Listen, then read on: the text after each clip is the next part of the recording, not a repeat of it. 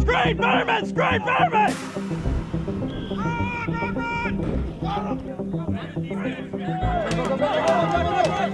One, two, three, finish! 1, 2, 3, finish! Let's go! Let's go! We use the game of football to introduce men and their families to the gospel of Jesus Christ.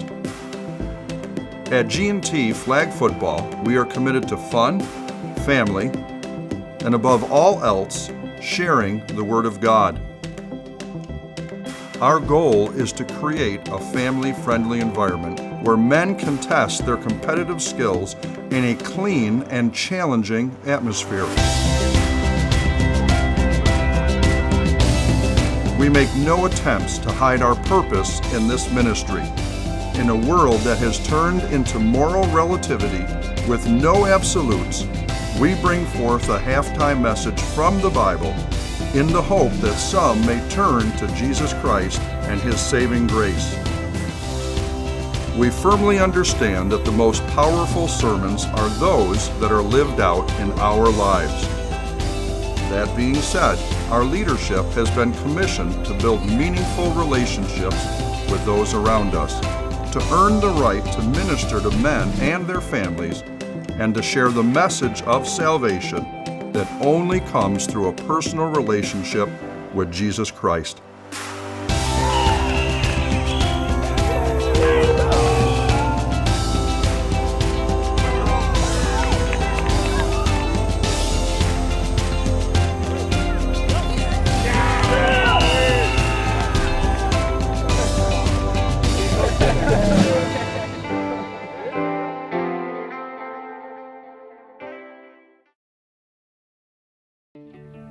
"11 years ago, when I didn't have anybody in my life that was really an influence to me from a Christian perspective. I wasn't being ministered to, except for my cousin. My cousin was a Christian. I played football with him in a different league for a couple of years, and I remember sitting in the parking lot before games, hoping I didn't get there too early, and I'd have to sit next to my cousin or stand next to him because I knew he was going to start praying for me. So when he initially said, well, there's this Christian flag football league that we can go join, I was like, are you kidding me? A Christian football league? I mean, I want to play football.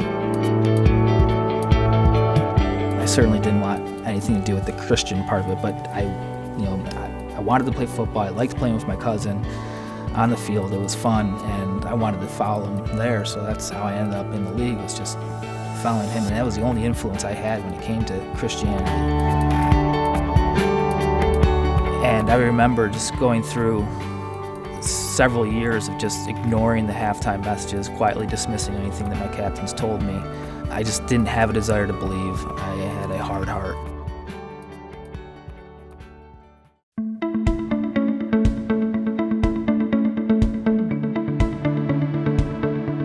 Around the 7th season, things began to change for me. I remember talking to a guy and going, I want to believe. I just can't wrap my head around this. It doesn't make sense to me. I can't believe. I wasn't just taking a look at the big picture and realizing that, I'm not good enough. I'm a horrible person. It's amazing when the Lord finally shows you that and breaks you down and makes you realize that you can't do this on your own. You really do need me. People talk about, they were at this terrible moment in their life when they finally turned their life over to Christ, and for me it wasn't like that. I wasn't at a terrible moment. There wasn't some horrible thing that happened. Things were actually going pretty well. I just woke up that morning and I just had this feeling of dread. I knew that I'm going to hell and I need to get right. My life is not good. The Lord just broke me down and showed me how much of a sinner I'd been and how I needed Him. So it was right there in the shower. I got down on my knees and I begged the Lord for forgiveness, and I repented of my sins. And when I look back at all those years in the league, I realized that it wasn't the things that my captains were saying that had an impact on me. It was the things they were doing.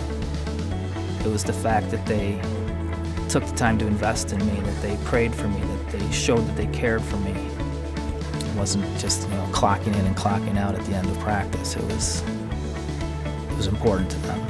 And seeing that made me go, well, maybe there's something to it.